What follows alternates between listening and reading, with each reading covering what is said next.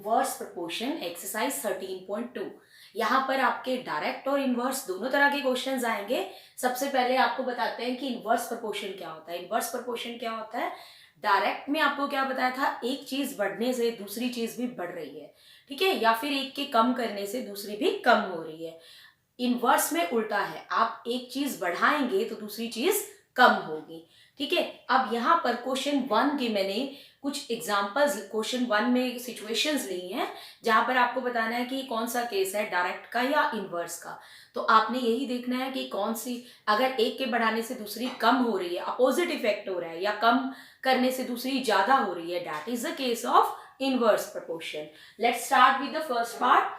Number of workers on a job, यानी and the time to complete the job.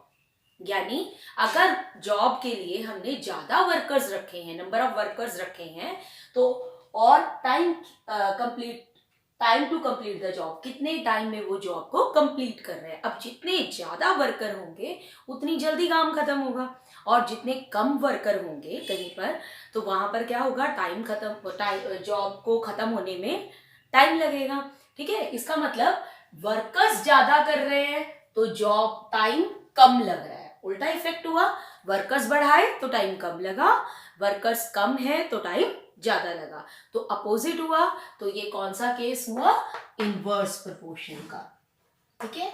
ये inverse proportion का case है। Next क्या है, the time taken for a journey and the distance travelled in a uniform speed. Uniform speed का मतलब है कि आपकी स्पीड आप ना कम ना ज्यादा कर रहे हैं, आप जिस स्पीड से जा रहे थे आप उसी स्पीड से जा रहे हैं। सपोज आप 1 किलोमीटर अपना 10 मिनट्स में कवर कर रहे थे, तो आप अगला 1 किलोमीटर भी 10 मिनट्स में ही कवर कर रहे हैं, यानी आपकी स्पीड चेंज नहीं हो रही, आप यूनिफॉर्म स्पीड से जा रहे हैं। तो आपको बताना है टाइम टेकन और डिस्टेंस का relation.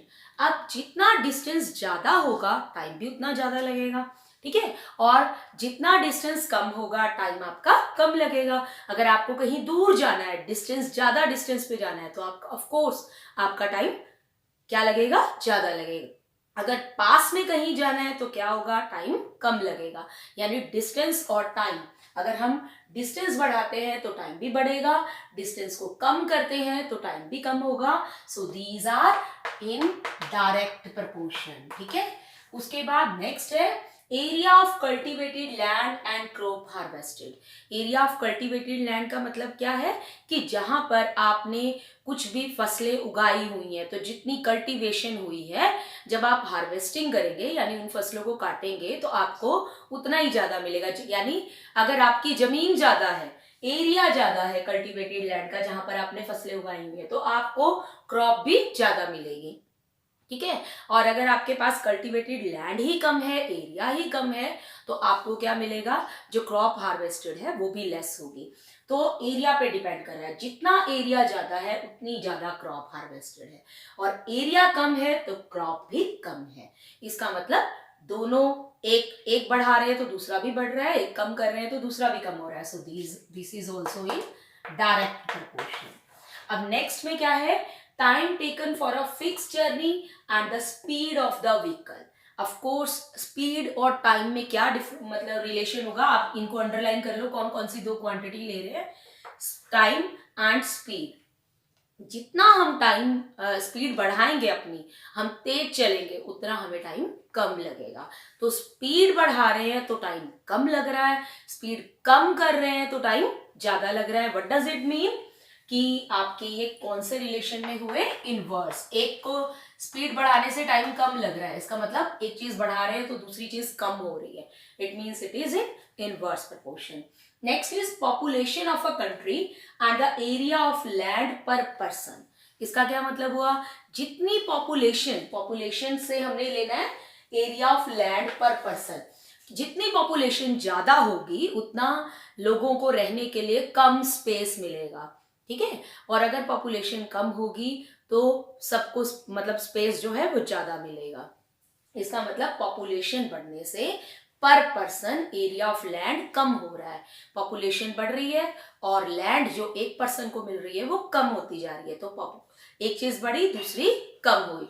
So it is also the case of inverse proportion. Now जैसे आपको डायरेक्ट प्रपोर्शन में क्या होता था कि जो रेशो थी वो हमेशा क्या रहती थी, कांस्टेंट। अगर आपको याद हो लास्ट एक्सरसाइज में किया था हमने कि जो रेशो है वो क्या रहती थी, कांस्टेंट।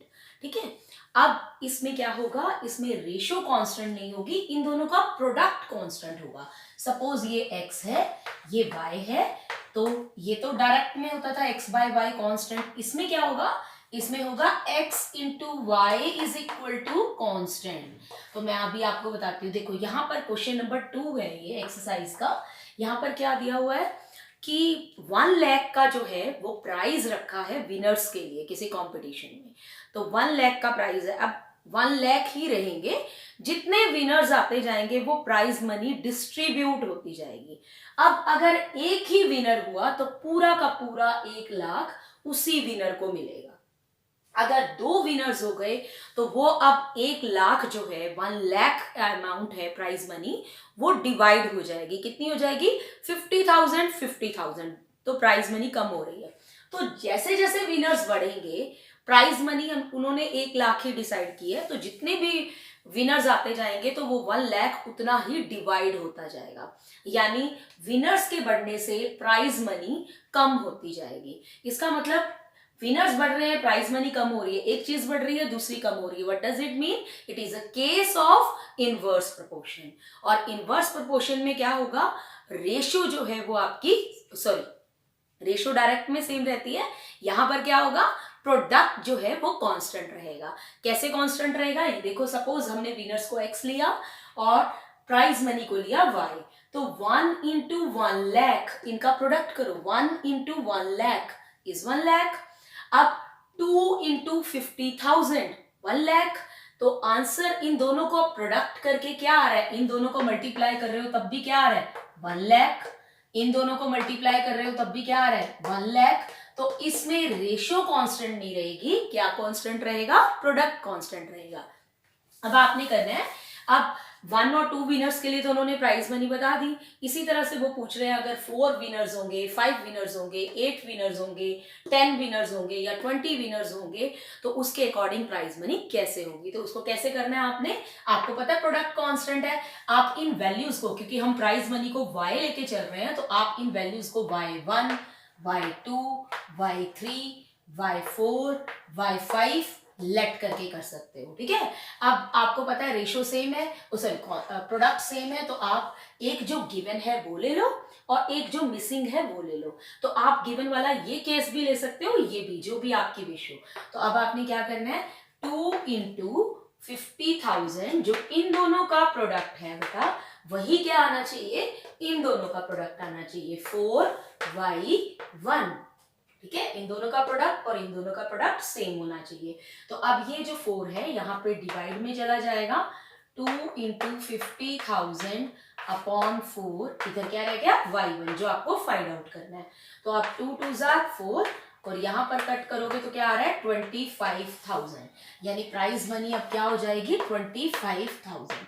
टोटल आपका 1 लाख ही रहना चाहिए। ठीक है, इसी तरह से आप इसको भी कैलकुलेट कर सकते हैं। याद रखना है कि आपका प्रोडक्ट कांस्टेंट है और दूसरा जो गिवन है उसको लो। अब आप इसको भी यूज कर सकते हो, आपको ये पता चल गया 425,000, तो आप ऐसे भी लिख सकते हो 4 इंटू 25,000, यानी जो इनका प्रोडक्ट है वही किसका प्रोडक्ट है, 5 इंटू y2 का। तो आप इससे नेक्स्ट निकालते जा सकते हो। आपको पता है इनका प्रोडक्ट हमेशा 1 लाख आना है, तो आप इनमें से कोई भी केस ले सकते हो। Thanks for watching.